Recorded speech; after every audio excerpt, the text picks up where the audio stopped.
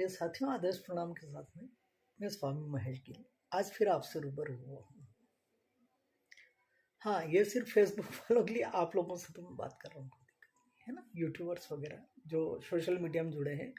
इसके साथ में आज जो आप सभी मेरे ये कहीं इंटरव्यू के लिए आए हैं, प्रश्न के लिए आए हैं, उन सभी का भी स्वागत है ना। तो मैं चाह रहा हूँ कि इस चीज़ को खाली आप 5-6 व्यक्ति के साथ में नहीं होते हुए, हाँ, मैं सभी के साथ में बात कर रहा हूँ। रितेश भाई, बिल्कुल सही प्रश्न है आपका कि भगवान हम पूजा पाठ किसकी करें, किसको आराध्य माने, राम को माने, कृष्ण को माने। अरे भाई, मैं तो कह रहा हूँ राम कृष्ण क्या करें, तुम चाहो तो अल्लाह को मानो, जीसस को मानो, मरियम को मानो, जुरुत्सु को मानो, ओशो को मानो, है ना, किसी को भी मान सकते हो। हम पहली चीज तो सनातनी व्यक्ति हैं। विश्व में सिर्फ एक धर्म है, वो धर्म है सनातन धर्म, है ना। हाँ, मैं उसी पे आ रहा हूँ, भैया सुनो यार, सुनो दखल मत करो, या तो फिर आप बोलना चालू करो, ठीक है ना। हाँ, कोई दिक्कत नहीं है मेरे को, ठीक, ओके। तो सबसे पहले सिर्फ एक धर्म चला, सनातन धर्म। उसके बाद ये जितने भी हैं, ये संप्रदाय हुए, नाथ संप्रदाय, जैन संप्रदाय, मुस्लिम संप्रदाय, ईसाई संप्रदाय, ये संप्रदाय है, ठीक है ना।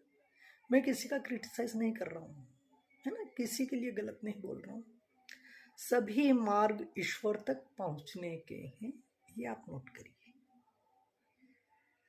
है ना।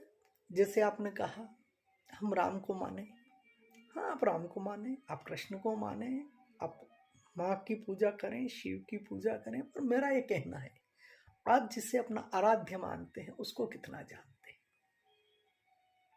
पहले आप उसको जानें, ठीक है। उसकी तरह बनने की कोशिश करें।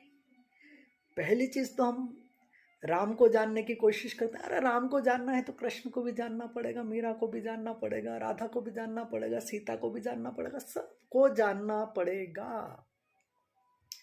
लेकिन उससे पहली चीज ये, आप अपने आप को कितना जानते हैं। अगर आप अपने आप को ही नहीं जानते हैं तो आप दूसरों को कैसे पहचानेंगे। तो मेरा कहना है, आप अपने आप को पहचानिए। और आप अपने आप को कैसे पहचानेंगे, आप अपने आप से प्रेम करते हैं, आपके परिवार से प्रेम करते हैं, आपके संप्रदाय से प्रेम करते हैं, आपके पड़ोसी से प्रेम करते हैं। अगर आप प्रेम में नहीं हैं तो आप मौज में नहीं आ सकते। अगर आप मौज में नहीं आ सकते हैं तो आप आनंद में नहीं आ सकते हैं। और अगर आप आनंद में नहीं आ सकते हैं तो आप उत्सव में नहीं आ सकते हैं। और अगर आप उत्सव में नहीं आ सकते हैं तो आप ध्यान में नहीं आ सकते। और जब ध्यान में नहीं आ सकते हैं आप, तो आप ईश्वर के पास नहीं पहुंच सकते, सिर्फ आप ढोंग कर रहे हैं। जैसे अभी आपने कहा कि सिद्धि कैसे प्राप्त हो, भैया ये बहुत ही बड़ा विषय है, सिद्धि कैसे और साधना कैसे। मैं तो अभी ये कह रहा हूं कि आप अपने आप को पहचानो। आप अपने आप को पहचानोगे तो मालूम पड़ेगा कि आप किस शक्ति की साधना करना चाहते हो। सिद्धि तो बहुत दूर की बात है, ये बेकार की बात है। हाँ, तो अपन विषय वस्तु से भटक रहे थे। आप अपने आप को कितना जानते हैं, पहले ये देखिए। मैं फला व्यक्ति, फला मेरे पिता। अरे ना, तुम फला व्यक्ति हो ना, तुम फला पिता हो। 84 लाख योनियों से घिसते घिसते घिसते घिसते इस शरीर में आए हो। और इस शरीर में आए हो तो भोगने के लिए आए हो। अच्छा किया है तो भोगना है, बुरा किया है तो भोगना है। अगर अच्छा किया और कम किया है तो आप यहाँ आए हो, अन्यथा मोक्ष प्राप्त कर चुके होते, ठीक है। इस चीज को गौर करना। और बुरा किया है तो भी भोगने आए हो। ऑप्शन है दो, आप अच्छा करिए, आगे बढ़िए। कितने ही लोग कहते हैं गुरुजी हमने भंडारा कर दिया, वो कर दिया, वो कर दिया, वो कर दिया। मेरे मित्रों, हाँ सेठ जी सुन लो, मैं आप ही को कह रहा हूँ, मैंने भंडारा किया, इतना बड़ा भंडारा किया है ना। भंडारा किया मतलब क्या, आपने किसी के ऊपर एहसान नहीं किया। आप पूर्व जन्म में हजारों लोगों को खा के आके बैठे हो, उनका नहीं चुका पाए हो, तो भंडारे के रूप में वो व्यक्ति आपके यहाँ आके आपका खा के जा रहे हैं, ठीक है। आपको ये एहसान नहीं कर रहे, ठीक है। आपने कथा वाचन कराया, मैंने इतने लोगों को। अरे तुम करने वाले कुछ भी नहीं हो। शिवाजी महाराज वाली वो कहानी सुनी नहीं सुनी? श्री राम समर्थ जब गुजर रहे थे तो छत्रपति शिवाजी को थोड़ा अहंकार था कि मैं इतने बड़े बड़े महल बना रहा हूँ, ये कर रहा हूँ, ये कर रहा हूँ। नहीं, वो वाली चीज नहीं, मैं वो क्रिटिसिज्म में नहीं आ रहा हूँ।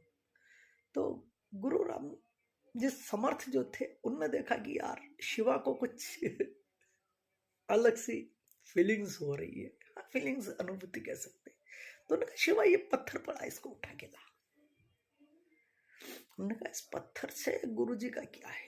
तो उस शिलाखंड जो छोटा सा था, 10-15 किलो के आसपास का होगा, शिवाजी उठा के लाए। फिर उन्होंने वहां जो प्रस्तर तराशने वाला जो मिस्त्री था उसको बुलवाया कि एक हथौड़ा इसमें मारा। उसने एक हथौड़ा मारा तो शिवाजी समझे कुछ अच्छे नग वगैरह, कोई जवाहरात हीरा वगैरह होगा इसमें। कुछ नहीं था। उसमें एक छोटा सा गड्ढा था और गड्ढे में पानी भरा था और पांडे में गड्ढे में एक मेंढक बैठा हुआ था। गुरु राम समर्थ उनकी ओर कटिल मुस्कान की तरह आंख मिलाते हुए हंसे। शिवाजी समझ गए कि गुरुदेव क्या चाहते थे। पांव पकड़े और बोले गुरुदेव क्षमा करें, मैं पालनहार नहीं हूं, पालनहार तुम हो। ठीक, मैं नहीं कहता कि तुम शिवा बनो, तुम नरसिंह मेहता बनो, तुम मीरा बनो, है ना। मैं तो ये कह रहा हूं कि जो भी करो शिद्दत के साथ करो, ठीक है। नहीं तो माया मिले न राम, भगते फिर जाओगे। राम को साधना है। हाँ, साधना कर रहे हो तुम तो सिद्धियां करोगे। राम को साध रहे हो, कृष्ण को साध रहे हो, किसी को भी साधो, पहले अपने आप को साधो। अपने आप को साध लिया तो सब हो जाएगा।